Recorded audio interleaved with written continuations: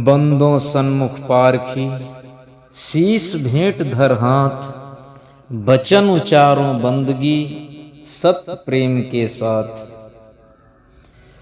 विश्व वंदनीय संत सम्राट सदगुरु कबीर साहब के पावन चरणों में कोटि कोटि साहेब बंदगी साहेब, साहेब बंदगी साहेब, साहेब बंदगी साहेब। सदगुरु की असीम अनुकंपा, उनकी कृपा से, उनकी दया, उनकी करुणा से जो प्रसाद मैंने पाया है सो आप सभी के समक्ष रखने जा रहा हूं। कृपया ध्यान पूर्वक सुने। और आज का प्रसन्न जो है वो महंत और मठाधीश के उपलक्ष्य में है। महंत भी ध्यान से सुने और मठाधीश भी ध्यान से सुने।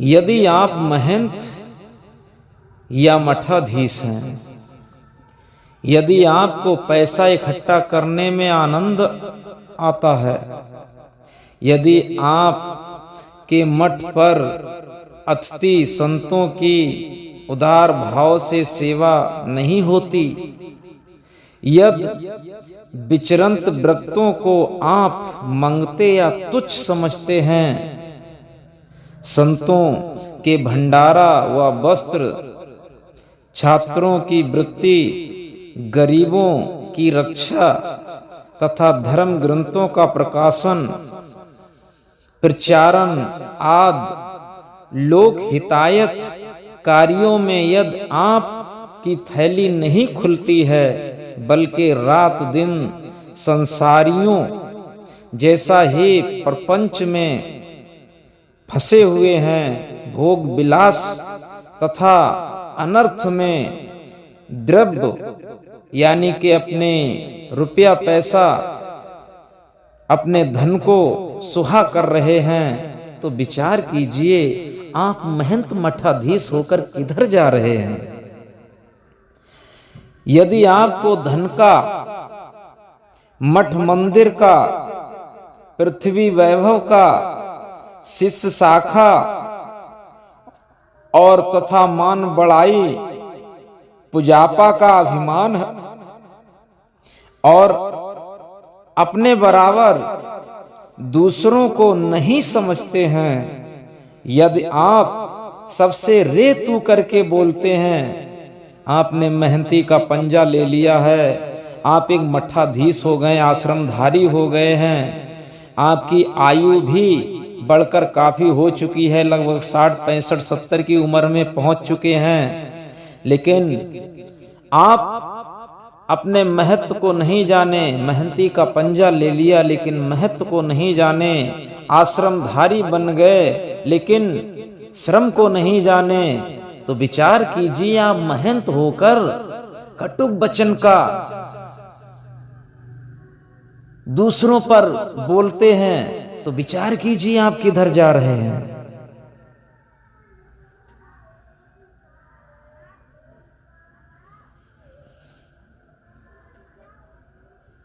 लेकिन हम महंत तो बन जाते हैं लेकिन महत्ता को नहीं जानते हैं।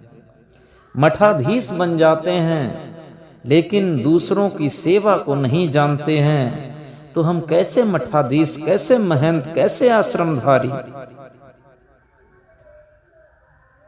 इतना अपने में हम अभिमान कर लेते हैं, अरे मैं तो महंत हो गया, मैं तो मठाधीश हो गया, अब मेरे समान कौन है, मुझसे तो सब नीचे हैं, मुझसे तो सब तुच्छ बराबर हैं। अगर ऐसी भावना आपके अंदर आती है तो विचार कीजिए आप किधर जा रहे हैं। सोना पहर लजावे वाना, कहें कबीर यम हाथ बिकाना। अरे आपने सोने जैसा भेष बनाया है, कबीर साहेब के स्वरूप को लेकर के चल रहे हो, तो कबीर साहब कहते हैं जो सोने जैसे भेष को पहन करके अगर लजाता है तो वो यम के हाथ बिकाता है, उसका कहीं ठौर ठिकाना नहीं लगता है। वो चाहे महंत हो, चाहे संत हो, चाहे मठाधीश हो, चाहे आश्रमधारी हो, चाहे मठ मंदिर वाला हो। वो कबीर साहब ने साफ स्पष्ट कर दिया, कहें कबीर यम हाथ बिकाना, उसको काल के गाल में जाने से कोई नहीं रोक सकता है। यदि आप महंत होकर के किसी से मधुरता का व्यवहार नहीं करते हैं, कोमलता का व्यवहार नहीं रखते हैं, अपने वातावरण को शुद्ध नहीं रखते हैं, हर वक्त बड़प्पन में आके रेतु का वचन बोलते हैं, तो विचार कीजिए आप किधर जा रहे हैं।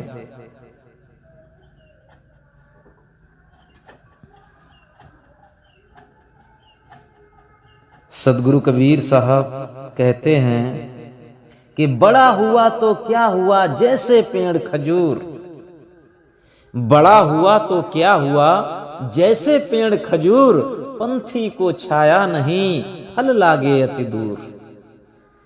इतने आप बढ़ गए हैं, इतना मेहनती का आपको अभिमान हो गया है, एक खजूर की तरह हो गए हैं। ना तो फल ही मिल सकता है सहजता से, और ना ही उसकी किसी राहगीर पंथी के लिए, रास्ता चलने वाले के लिए छाया ही मिल सकती है। ऐसे बड़प्पन का क्या फायदा? विचार कीजिए, जब आप किसी के काम में नहीं आ सकते हैं तो विचार कीजिए आप किधर जा रहे हैं।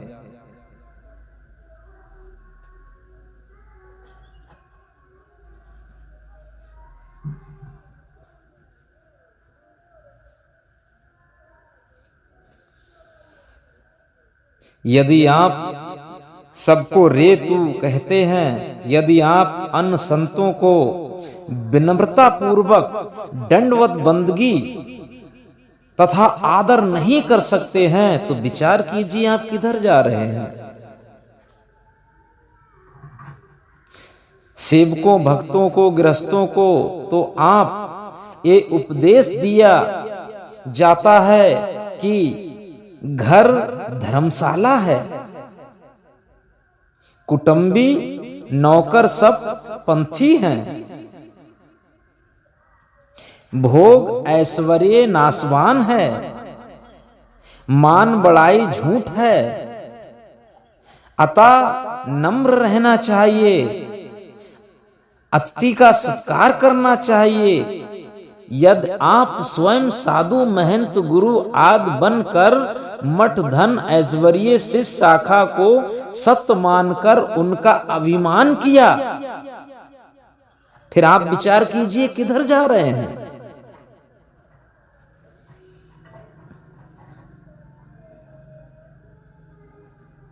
ऐश्वर्य शिष्य शाखा को सत्य मानकर उनका अभिमान किया जाए तथा अति संतों को उचित आदर ना दिया जाए, उनका आदर ना किया जाए, फिर आपके उपदेश देने का क्या फल है? ध्यान रहे, मठ समाज का व्यवहार चलाने के लिए ही संतों द्वारा महंत बनाया जाता है। मठ समाज का व्यवहार चलाने के लिए ही संतों द्वारा महंत बनाया जाता है। अतः अपने को बड़ा मानकर दूसरों को तुच्छ नहीं समझना चाहिए, बल्कि संतों की सेवा करते हुए व्यवहार ठीक से चलाते हुए नम्र रहना चाहिए। सदगुरु कबीर साहब कहते हैं, संतो महंतो सुमिरो सोई, जो काल फांस से वाचा होई। बीजक का ये शब्द है, ध्यान रहे। महंत अपने ही अच्छा खाने पहनने की इच्छा ना करे। महंत को कभी भी स्वयं अपने खाने पीने पर ही बिल्कुल इच्छा जाहिर नहीं करनी चाहिए। त्याग तितिक्षुभाव से रहें, वैराग्य से रहें। मठ मंदिर में तो दासी या साधनी आदि किसी रूप में भी स्त्री नहीं रहना चाहिए। अखंड ब्रह्मचर्य का पालन करना चाहिए। उदारता, संत सेवा, वैराग्य, धर्म रक्षा आदि गुण महंत के अंदर होने चाहिए। ये अनिवार्य हैं। संतों के ऊपर अपने को कर्ता मालिक ना मानकर अपने को उनका सेवक मानना चाहिए।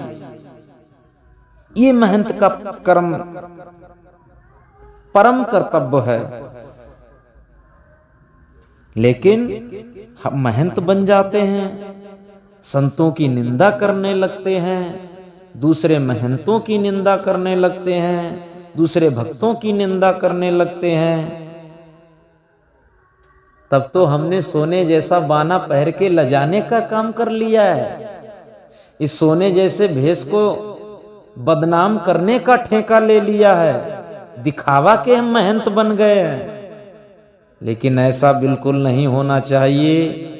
संतो महंतो सुमिरो सोई, उसी संत को सुमरना चाहिए, उसी महंत को सुमरना चाहिए जो काल फांस से बाँचा होई। किसी प्रकार का लोभ नहीं होना चाहिए, किसी भी प्रकार का लालच नहीं होना चाहिए, किसी भी प्रकार का कोई विकार नहीं होना चाहिए, राग द्वेष नहीं होना चाहिए, ईर्ष्या पल जलन नहीं होनी चाहिए।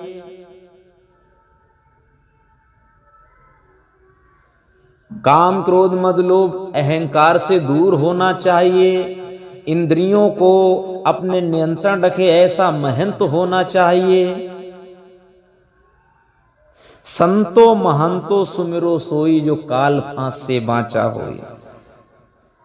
लेकिन तुम सोने जैसा बाना लजाते घूम रहे हो।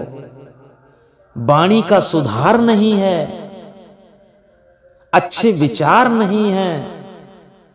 हर वक्त तुम्हारी वाणी ऐसे लगती है जैसे कौवा कांव कांव करने लगा है। हर वक्त तुम्हारी वाणी ऐसे लगती है जैसे कुत्ता कुतिया लड़ने लगे हैं। क्या ये महंत का लक्षण है? क्या यही तुम्हारी मेहनती का महत्व है? क्या यही महंत का कर्तव्य है? क्या यही तुम मठाधीश हो? प्रजा एक राजा चुनती है, संत एक महंत चुनते हैं और शिष्य एक सद्गुरु चुनता है। और वही राजा अन्याय करने लगे, वही महंत लोभी लालची हो जाए, कामी क्रोधी हो जाए, अनसुहाता वचन कहने लगे, तो क्या महत्व रह जाएगा? सोने जैसा ये बाना, ये भेष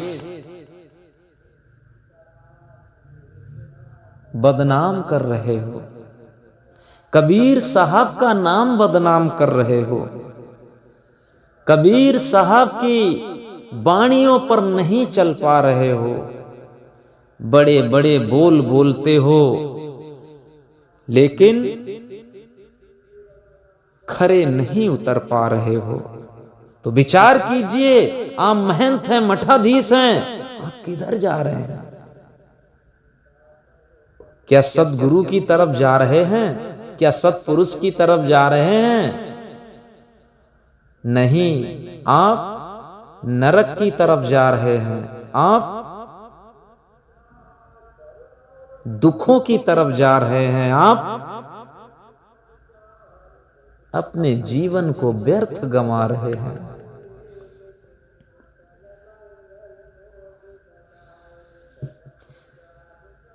ध्यान रहे केवल साधारण धर्म के पालन ही में अपने कल्याण स्वरूप स्थिति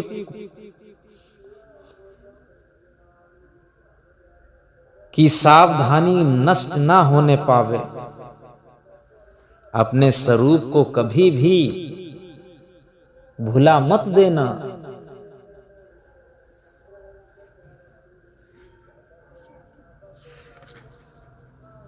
ध्यान रहे त्याग वैराग्य और अनासक्त पूर्व मठ और साधु संतों की व्यवस्था एवं सेवा करना महंतों का काम है, महंतों का कर्तव्य है। मठ की सारी संपत्ति भक्तों को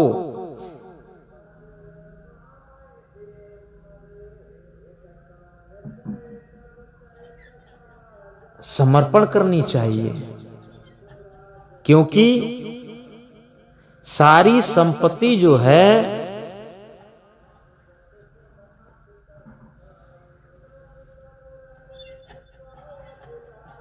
भक्तों की दी हुई है, सार्वजनिक सेवा की वस्तु है। जो महंत उन्हें अपने मान लेते हैं वे भोग शक्ति एवं राग द्रोष के शिकार बनकर रह जाते हैं। संसार की कोई वस्तु किसी की भी नहीं हुई है, सारी वस्तु प्रकृति की हैं। फिर मठ की तो सारी वस्तुएं व्यवहारता भी समाज की ही है, महंत की नहीं।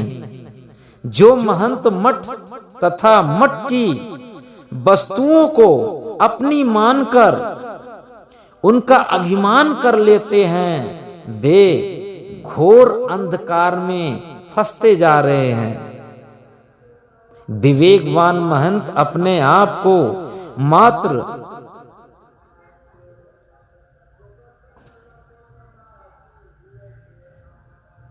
तुच्छ समझते हैं।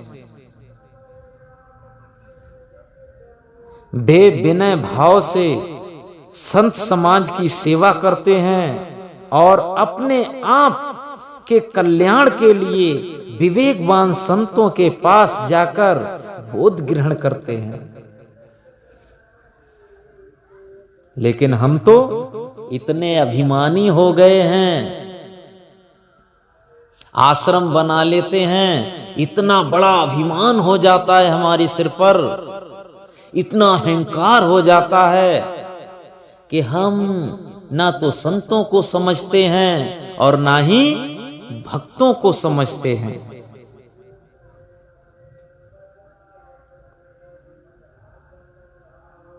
यदि हम किसी को नहीं समझते हैं तो विचार कीजिए हम कहां जा रहे हैं। पचफनिया जो नांग है सबके सर मलराए, और कहें विवेक चेत कर नहीं घना तमाचा खाए। आज के लिए बस इतना ही। जब समय मिलेगा तो आपके लिए फिर से अच्छे विचारों के साथ सत्संग के माध्यम से आप तक वाणी पहुंचाई जाएगी। साहेब बंदगी, साहेब बंदगी, साहेब बंदगी, साहेब।